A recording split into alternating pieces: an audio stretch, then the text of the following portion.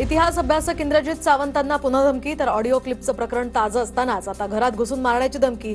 Social मीडियावर केशव वैद्य नावाच्या अकाउंटवरून धमकी आल्याची माहिती.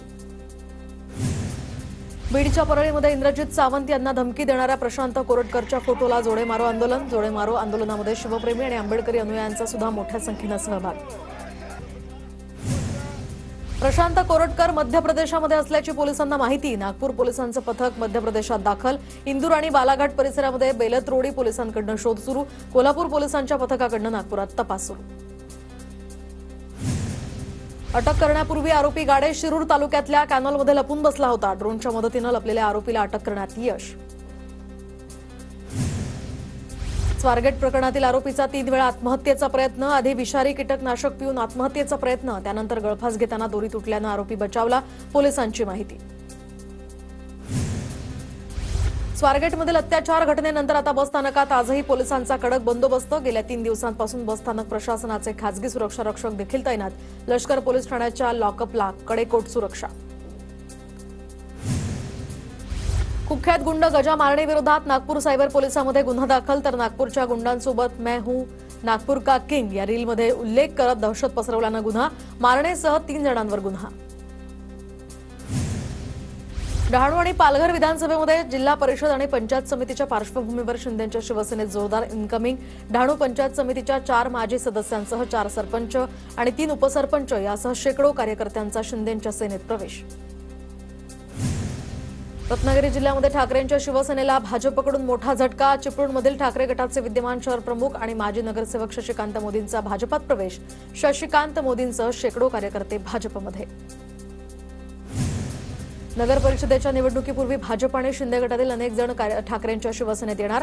ठाकरे गटाचे जिल्हा प्रमुख शैलेश जयस्वाल यांचा दावा. साताऱ्यातील कराडच्या सह्याद्री सहकारी साखर कारखान्याच्या निवडणूक तारखा जाहीर. 5 एप्रिलला मतदान होणार, तर 6 एप्रिलला मतमोजणी. उमेदवारी अर्ज विक्री सध्या सुरू. अनधिकृत बांधकामांसंदर्भात राज्य सरकारचा मोठा निर्णय. अनधिकृत बांधकामं शोधून तात्काळ पाडा. राज्यातील सर्व पालिकांना सरकारचे आदेश. भारतविरोधी घोषणा देणाऱ्यांचं बांधकाम नोटीस न देताच पाडलं. मालवण नगर परिषदेकडून नगरपालिकेसंदर्भात धक्कादायक माहिती समोर. मुख्याधिकाऱ्यांनी खुलासा करण्यास दिला नकार. पुण्यातील आणखी 4 जणांना जीबीएस आजाराची लागण. सध्या पुण्यामध्ये जीबीएस बाधित रुग्णांची संख्या 170 असून 62 रुग्णांना डिस्चार्ज, तर 61 रुग्ण आयसीयूमध्ये, तर 21 रुग्ण सध्या व्हेंटिलेटरवर असल्याची माहिती. होळीसाठी मध्य रेल्वेकडून कोकणासाठी विशेष रेल्वे गाड्यांचं नियोजन. तर आता गर्दी टाळण्यासाठी मध्य रेल्वे आणि कोकण रेल्वेच्या समन्वयानं रेल्वे चालवण्यात येणार. साई संस्थानला परकीय चलन दान स्वरूपात स्वीकारण्याची केंद्र सरकारकडून परवानगी. तर परकीय चलन परवान्याचे निर्बंध उठवल्यामुळे साई संस्थानला दिलासा. दादरहून रत्नागिरी आणि सावंतवाडी पॅसेंजर सुरू होणार. शिवसेनेच्या दणक्यानंतर आता मध्य रेल्वेची सकारात्मक भूमिका. ठाकरेंच्या शिवसेनेचं रेल रोको आंदोलन तात्पुरतं स्थगित. दादरहून गोरखपूर बरेलीला जाणाऱ्या ट्रेन्सना आता विरोध. होळीच्या आधी कशेडीतील दुसरा बोगदा सुरू होणार. सध्या कशेडीच्या एकाच बोगद्यातनं वाहतूक सुरू. दुसऱ्या बोगद्याचं काम पूर्णत्वास. कोकणात येणाऱ्या चाकरमान्यांसाठी हा दिलासा. पुणे रेल्वे विभागासाठी आता आळंदीमध्ये नवीन कोचिंग डेपो. तर पुणे विभागातील रेल्वेच्या डब्यांच्या देखभाल आणि दुरुस्तीसाठी नव्यानं कोचिंग डेपो सुरू करण्यात येणार. आळंदी स्थानकावर डेपो उभारला जाणार. तुळजापूर ड्रग्ज तस्करी प्रकरणामध्ये 5व्या आरोपीला अटक. तर मुंबईतील आरोपी संतोष खोतला पोलिसांकडून तुळजापुरातनं अटक. श्री तुळजाभवानी मंदिर संस्थानचा अजब कारभार. नव्यानं नियुक्त कर्मचाऱ्यांना 78 लाखांचा गंडा. 39 कर्मचाऱ्यांकडून बँक गॅरंटीच्या नावाखाली वसूल केले 2-2 लाख रुपये. तर 17 कर्मचाऱ्यांच्या पगारातनं महिन्याला 17,000ची केली जाते कपात.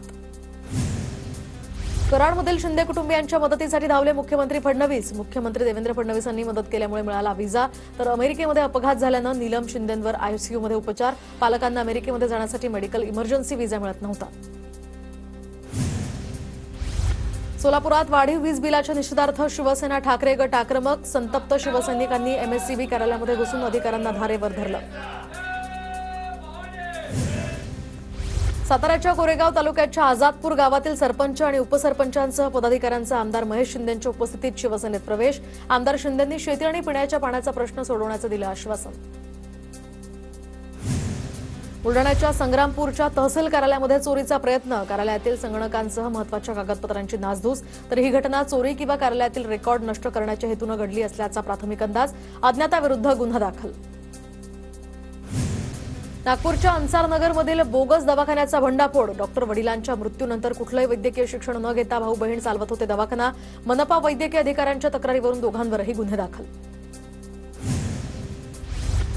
सोलापूरच्या वडापूरमध्ये पार पडला पालखी भेटीचा सोहळा, प्रभुलिंग मंदिराच्या पालखी तळावर रंगला 13 देवतांच्या पालखी भेटीचा सोहळा, पारंपरिक वाद्यांचा गजर आणि यासह भंडाऱ्याची उधळण करत लाखो भाविकांची या सोहळ्याला हजेरी. बीड जिल्ह्यातील पवनचक्की सोलार प्रकल्पाला आता शेतकऱ्यांचा वाढता विरोध पाहता पोलिसांकडून सुरक्षा, पोलीस अधीक्षक नवनीत कौवत यांचे आदेश.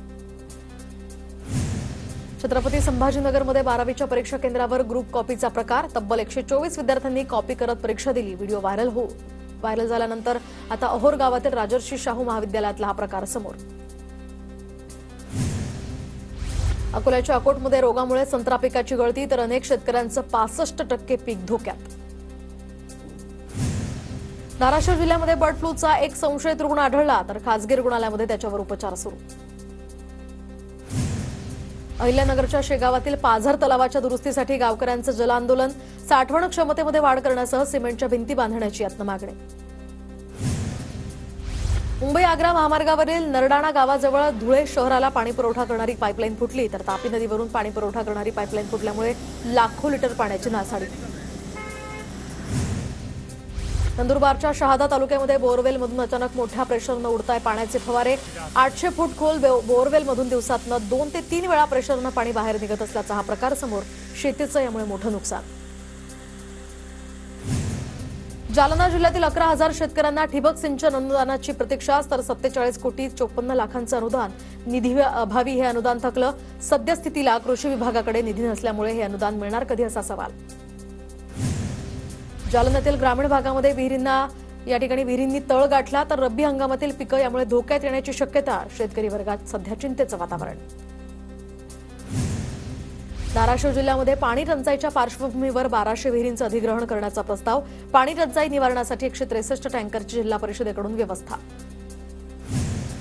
कृषी विज्ञान केंद्राकडूनच फसवणूक झाल्याची मानोरा तालुक्यातल्या शेतकऱ्यांची तक्रार, करडा कृषी केंद्राकडून लिंबू म्हणून विकत घेतलेल्या झाडांना इडलिंबूची फळधारणा, तर 385 रोपं आणि 5 वर्ष झालेल्या खर्चाची नुकसान भरपाई देण्याची मागणी.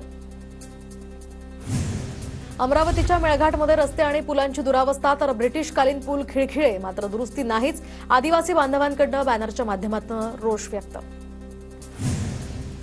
कोकणातील बदलत्या हवामानाचा परिणाम आंबा पिकावर, जास्त उष्णतेमुळे आंब्याच्या झाडांवर किडीचा प्रादुर्भाव, उष्णतेमुळे आंबा भाजला.